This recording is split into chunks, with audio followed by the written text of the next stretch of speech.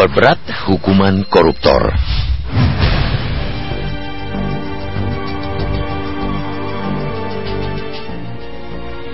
Sungguh nikmat jadi koruptor di negeri ini. Nikmat karena hukuman denda maupun penjara yang harus mereka tanggung sangat tidak sebanding dengan besar duit rakyat yang mereka rampok. Walhasil, begitu bebas dari hukuman penjara yang lamanya hanya separuh dari masa hukuman, mereka masih bisa menikmati duit hasil korupsi. Pangkal semua itu ialah sistem peradilan negeri ini ternyata masih berpihak kepada koruptor. Alih-alih memproduksi hukuman yang membuat koruptor kapok, peradilan justru mengganjar koruptor dengan hukuman ringan. Peneliti Universitas Gadjah Mada Yogyakarta, Rimawan Pradityo menyebut ada ketidakadilan penjatuhan hukuman kepada koruptor. Berdasarkan penelitiannya, terhadap 1.365 putusan kasus korupsi sejak 2001 hingga 2012, hukuman buat koruptor banyak yang tidak sebanding dengan kerugian negara yang diakibatkannya. Menurut Rimawan, dari semua kasus dalam penelitian itu, nilai kerugian negara secara eksplisit akibat korupsi tercatat 168,19 triliun rupiah.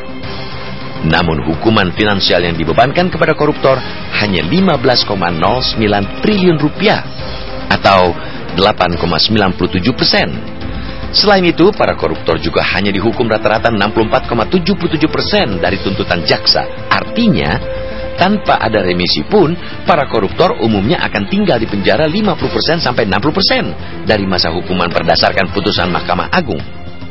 Temuan Rimawan itu dengan tegas dan gamblang memberikan dasar ilmiah tentang sistem peradilan kita yang selama ini memang benar-benar membuat koruptor dan para calon koruptor tetap merasa aman dan nyaman. Studi ilmiah tersebut juga menerangkan mengapa para koruptor tidak pernah jera menjarah uang rakyat.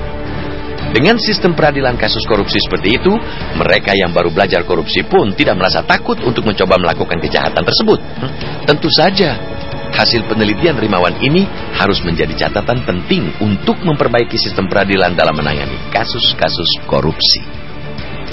Dengan memberikan hukuman finansial hanya 8,97% dari uang negara yang dicuri, sistem peradilan kita benar-benar telah memberikan insentif bagi koruptor dan calon koruptor untuk terus menjalankan praktek busuk mereka.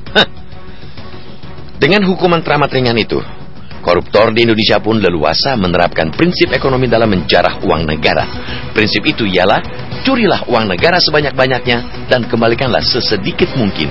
Ini bukan isapan jempol, tetapi benar-benar telah dipraktekkan sejak lama.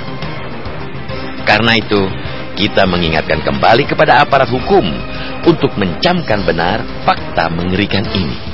Sudah saatnya jaksa dan hakim kasus korupsi mengubah cara pandang mereka dalam menangani kasus korupsi.